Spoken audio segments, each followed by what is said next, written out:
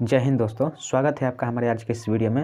आज के इस वीडियो में हम स्टैटिक जीके के महत्वपूर्ण 25 प्रश्नों को करने वाले हैं जो किसी भी एग्जाम के दृष्टि से बहुत ज़्यादा महत्वपूर्ण है।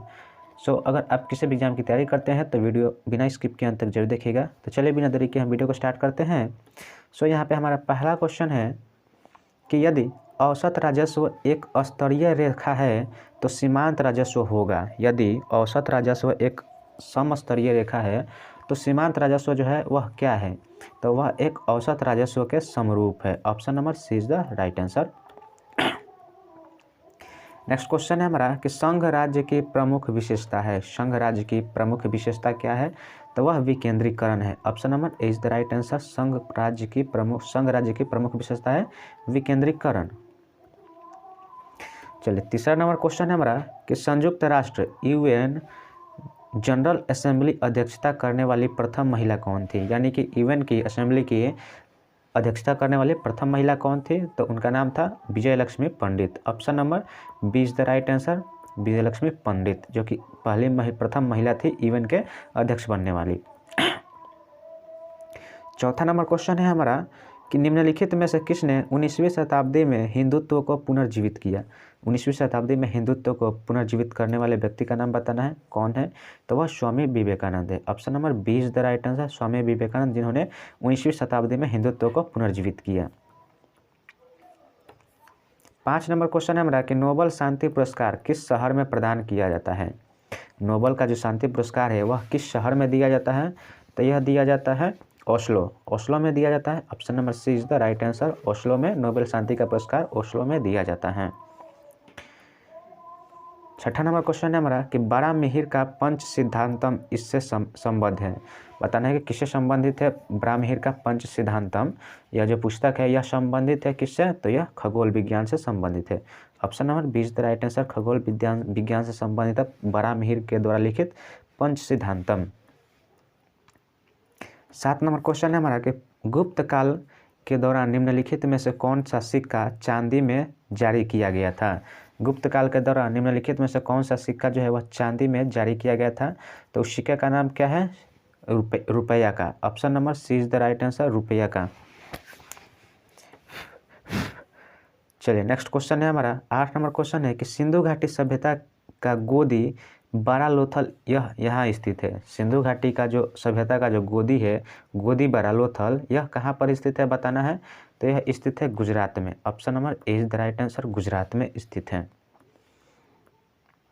चलिए 9 नंबर क्वेश्चन है हमारा कि दिल्ली के निम्नलिखित सुल्तानों में से किस सुल्तान की मृत्यु लाहौर में चौगान खेलते समय अचानक घोड़े से गिरकर हो गई थी? ऑप्शन है कुतुबुद्दीन ऐबक, इल्तुतमिश, बलबन या गयासुद्दीन खिलजी। तो इसका जो राइट आंसर हो जाएगा वह Qutubuddin Aibak. Option number A is the right answer, Qutubuddin Aibak, जिनकी जो लाहौर में चौगान खेलते समय अचानक घोड़े से गिर गए और उनकी मृत्यु वहीं पर हो गई।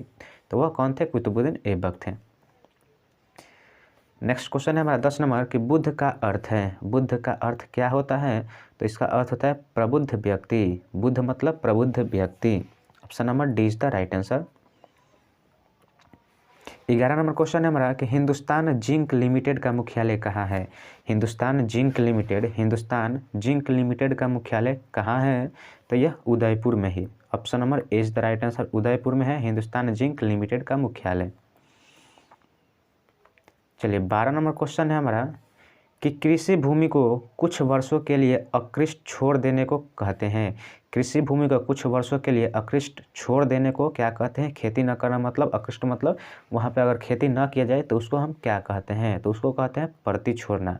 यानी कि जहाँ पर 2-3 वर्षों तक यानी कुछ वर्षों तक खेती न की जाए तो उसको हम परती बोलते हैं। Option number B is the right answer.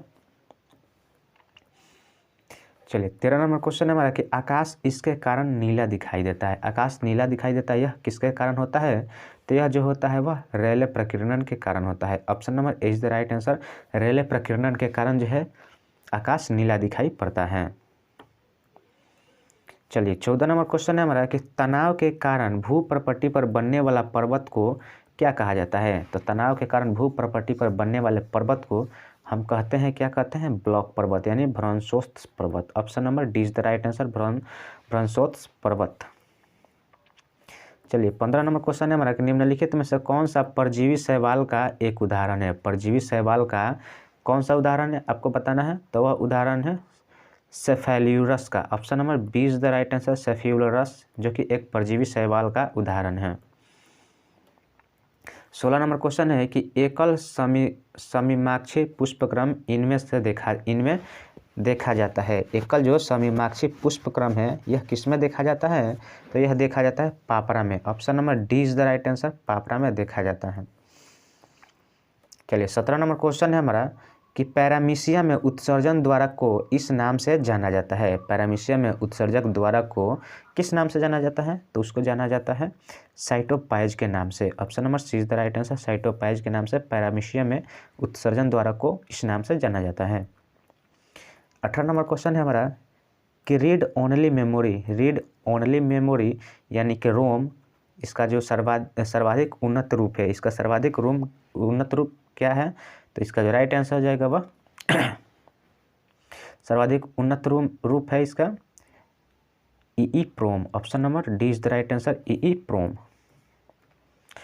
19 number question है हमारा कि वह कंप्यूटर प्रोग्राम जो एक प्रोग्राम अनुदेश को मशीन भाषा में एक बार में एक को अनुवादित करता है क्या कहलाता है, तो वह क्या कहलाता है, वह कहलाता है interpreter. Option number A is the right answer, interpreter कहलाता है।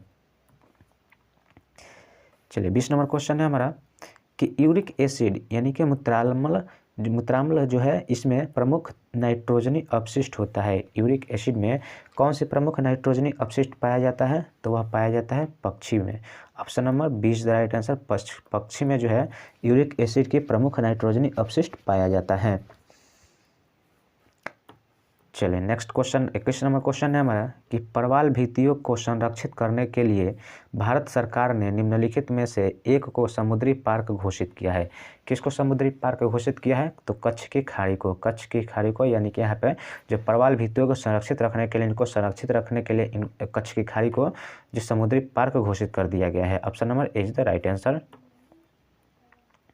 22 नंबर क्वेश्चन है हमारा कि पत्तियों द्वारा होने वाले वाष्पोत्सर्जन को कहते हैं। पत्तियों द्वारा होने वाले वाष्पोत्सर्जन को क्या कहते हैं, तो पत्रीय वाष्पोत्सर्जन। Option number B is the right answer, पत्रीय वाष्पोत्सर्जन। 23 नंबर क्वेश्चन है हमारा निम्नलिखित में से कौन सा एक धातु अयस्क है। निम्नलिखित में से कौन सा एक धातु अयस्क है आपको बताना है, तो गैलेना जो है एक धातु अयस्क है। Option number D is the right answer, धातु अयस्क गैलेना है। चलिए 24 नंबर क्वेश्चन है हमारा कि अंतर्राष्ट्रीय ओलंपिक कमेटी का मुख्यालय कहाँ स्थित है। अंतर्राष्ट्रीय ओलंपिक कमेटी का मुख्यालय जो है कहाँ पर स्थित है, तो यह स्विट्जरलैंड में स्थित है। Option number C is the right answer, Switzerland में स्थित है। नेक्स्ट और लास्ट क्वेश्चन है हमारा कि प्रवासी भारतीय दिवस कब मनाया जाता है। प्रवासी जो भारतीय दिवस है यह कब मनाया जाता है। ऑप्शन है 2 जनवरी को, ऑप्शन बी है 9 जनवरी को, ऑप्शन सी है 8 जनवरी को, या ऑप्शन डी 1 जनवरी को। तो यह प्रवासी भारतीय दिवस है यह 9 जनवरी को मनाया जाता है। Option number 20 the right answer, 9 जनवरी को हम प्रवासी भारतीय दिवस मनाते हैं। सो गाइस आज के लिए बस इतना ही। उम्मीद करते हैं वीडियो आपको अच्छी लगी हो। वीडियो अगर आपको अच्छी लगे तो हमारे इस वीडियो को एक लाइक कीजिएगा, और हमारे चैनल पर पहली बार हैं तो हमारे चैनल को सब्सक्राइब जरूर कीजिएगा। चलिए मिलते हैं नेक्स्ट वीडियो में, तब तक के लिए जय हिंद, जय भारत।